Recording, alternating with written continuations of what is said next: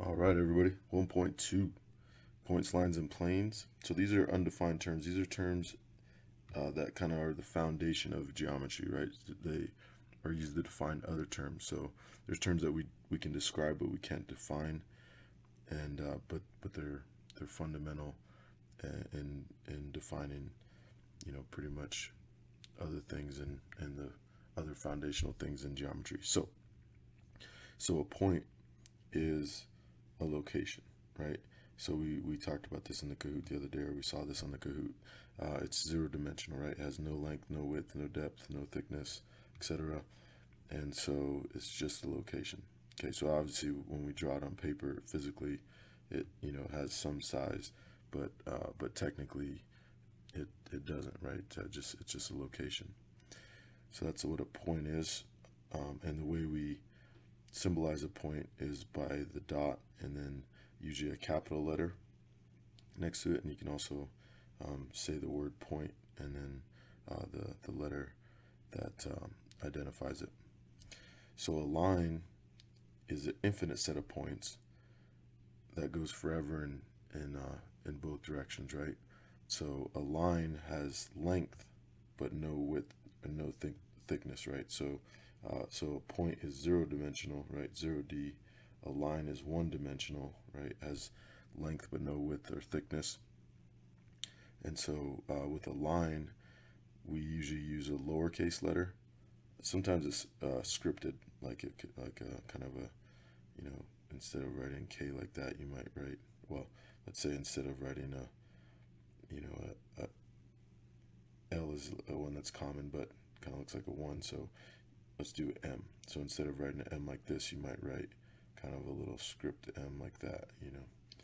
So, but lowercase generally, or you can use 2 points on the line to to designate it with the line symbol. Okay, and notice the line symbol has arrows on both ends, which is important, right? Because the line goes forever in both directions.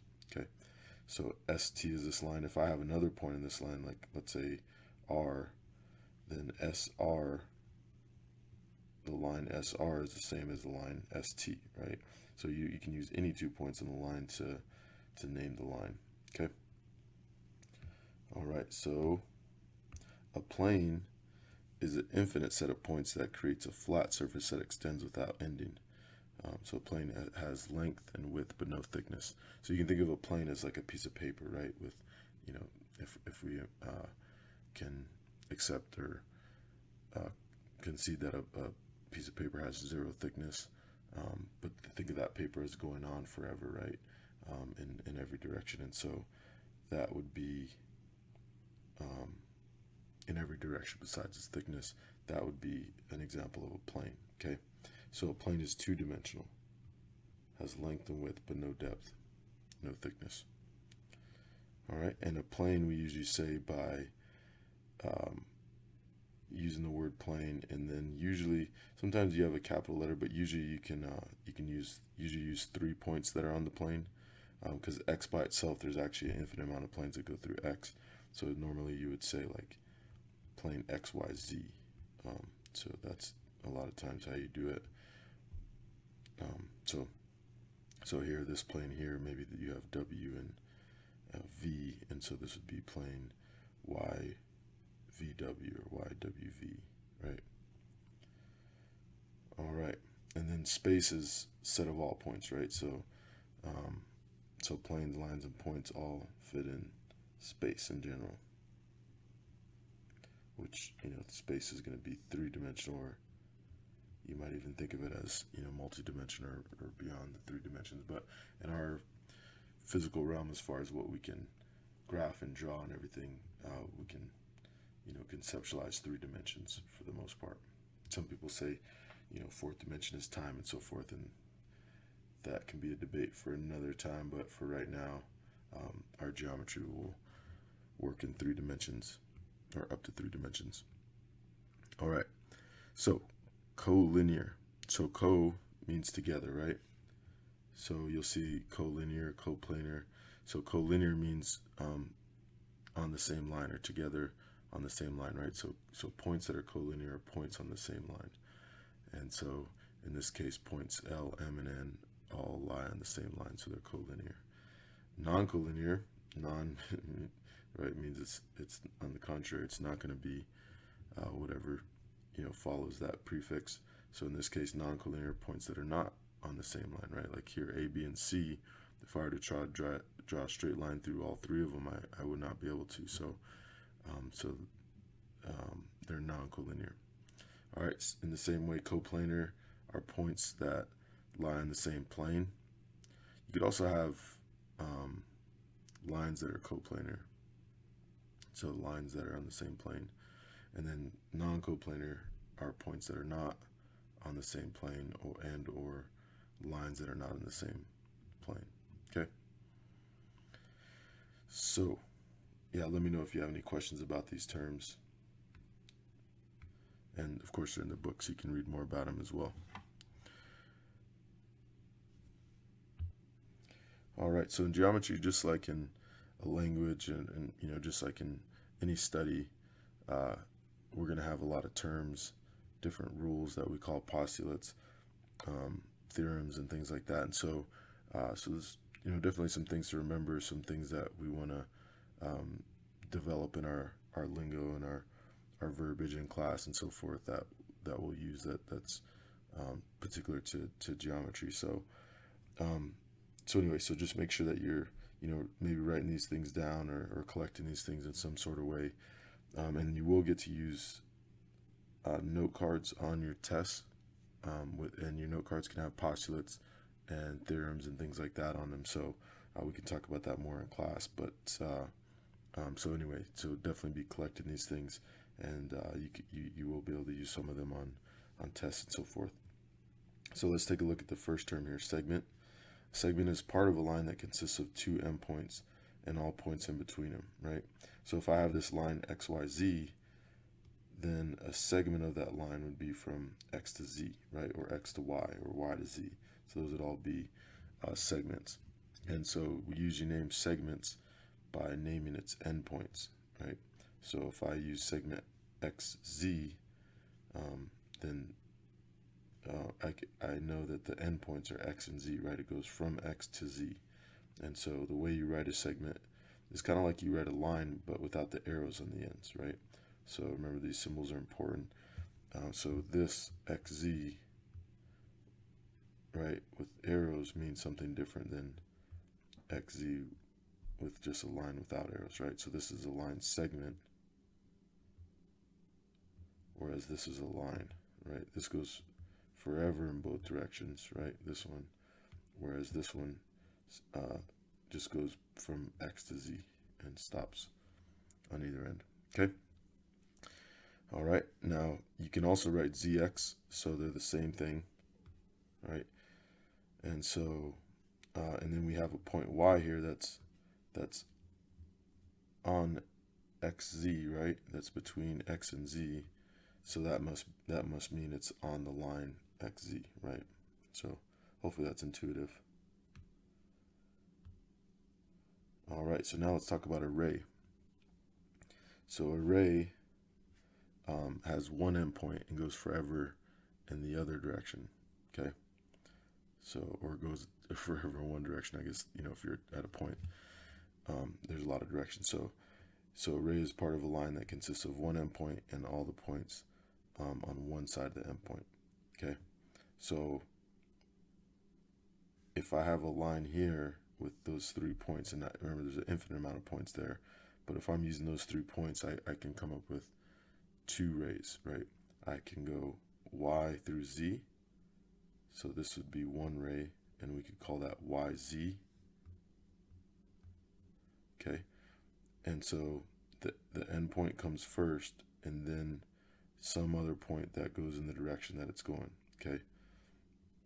So YZ would be one ray, and then the other ray could be, or the opposite ray, I should say, would be YX. Okay, so YX would go, let me draw this in purple here. So that would be an opposite ray, right? It would go the opposite direction. But they both start at Y, okay? All right, Now there's other rays we could draw there. Those are the two opposite rays, but I could also make a ray with any 2 points there. So I can make a ray xz, right? And that would start at x and go through z, right? And that would be the same as xy, right? So let me finish my symbol here. So xy and xz would be the same, right? Because xy would also start at x and go through y in that direction forever. So it would cover y and z, right? So those are the same ray. All right, now if we flip that around and we made, instead of xz, if we made zx, let's see,